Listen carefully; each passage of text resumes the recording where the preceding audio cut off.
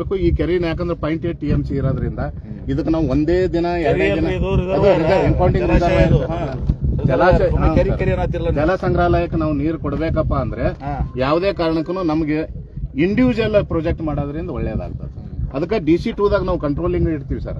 ನಮ್ ನೀರು ಬಂದು ತುಳಸಿ ಬಬಲೇಶ್ವರ ನೀರು ಬಂದು ಸರ್ ನಾವು ವೈ ಜಂಕ್ಷನ್ಗೂ ಕೊಡ್ಬಹುದು, ಅವ್ರು ಬೇಡ ಆಗ್ಯದಂದ್ರೂ ನಾವು ತಗೋಬಹುದು ಸರ್. ಒಂದ್ ವೇಳೆ ಇಲ್ಲಿ ಬೇಡ ನಮ್ಗೆ ರೈತರಿಗೆ ಎಲ್ಲರಿಗೆ ಕೊಟ್ಟು ನೀವು ತೋರಿ ಅಂದ್ರು ಅಲ್ಲಿ ತಗೋಬಹುದು. ವೈ ಜಂಕ್ಷನ್ ದಾಗ ಈ ಫಂಕ್ಷನ್ ಮಾಡ್ಲಕ್ ಆಗಲ್ಲ. ಈಗ ಹೇಳ್ದಂಗ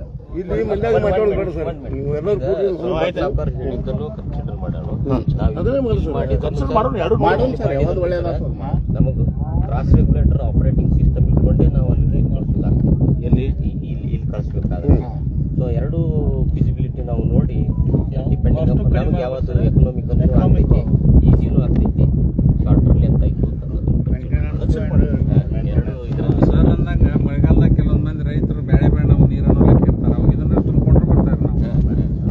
ಈಗ ಫಸ್ಟ್ ಬೇಸಿಕಲಿ ಇದು ಎದಕ್ಕಂದ್ರ ತುಳಸಿ ಬಬಲೇಶ್ವರದಲ್ಲಿ ಒಟ್ಟು 6.3 TMC ನೀರು, 6.3 TMC ನೀರಲ್ಲಿ ಸಾವಳಗಿ ಲೆಕ್ಕಿಗೆ 0.8 TMC